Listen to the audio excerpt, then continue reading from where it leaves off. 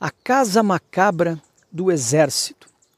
Essa é uma história da residência clandestina que os militares brasileiros mantiveram em Petrópolis, no Rio de Janeiro, nos anos 70.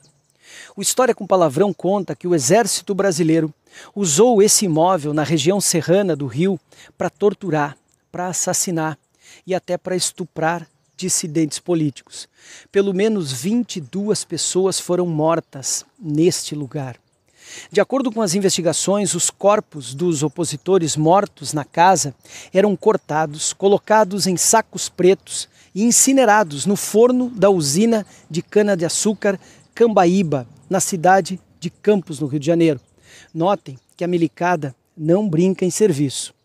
Na Casa dos Horrores Verde-Oliva, os crimes terminavam com ocultação de cadáveres. A existência da casa da rua Arthur Barbosa, número 668, em Petrópolis, no Rio de Janeiro, tornou-se pública porque Inês Etienne Romeu, a única sobrevivente desse lugar macabro, denunciou seus algozes ainda durante a ditadura militar.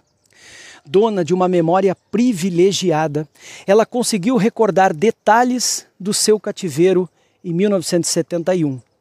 Depois de 8 anos presa no regime burgo-militar, ela voltou ao local da sua tortura e de estupro e, acompanhada de veículos da mídia, confrontou Mário Loders, o dono da casa. Diz ela: "Lembro de você, não tenho dúvidas, me forneceu chocolate na casa e mantinha relações cordiais com os meus torturadores."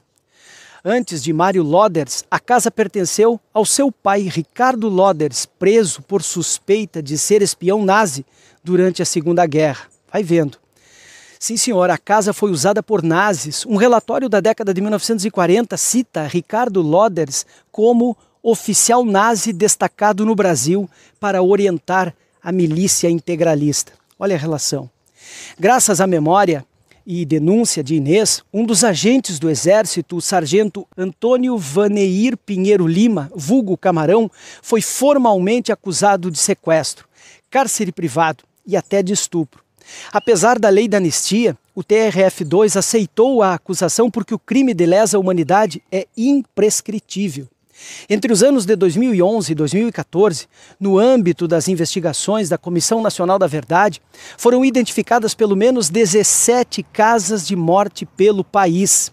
Esses centros clandestinos utilizados pelos agentes da ditadura estavam diretamente subordinados ao alto comando militar.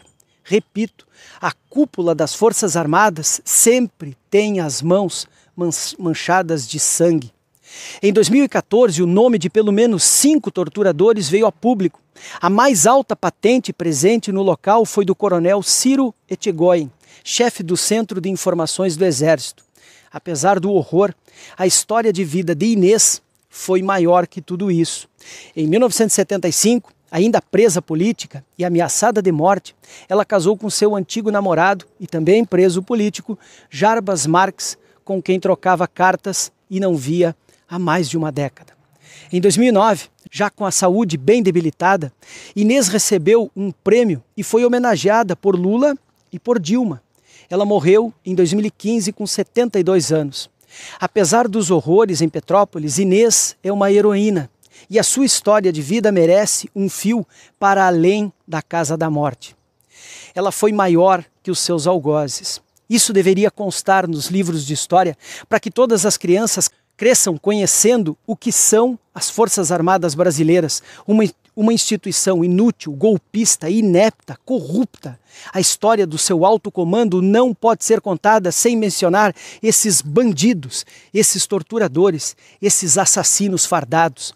Seus fantasmas hoje nos assombram nas urnas, nas portas dos quartéis, nas redes sociais, porque são cadáveres insepultos de um passado de impunidade e de violência. Esses canalhas morreram com os pés quentinhos, à beira das suas lareiras, cuidando dos seus netinhos, sem pagar pelos crimes que cometeram. A dor daqueles que sofreram nas suas casas de tortura é uma ferida aberta e purulenta que nos martiriza até hoje e ainda hoje. Enquanto houver um bandido fardado impune, não haverá democracia no Brasil. Justiça acima de tudo.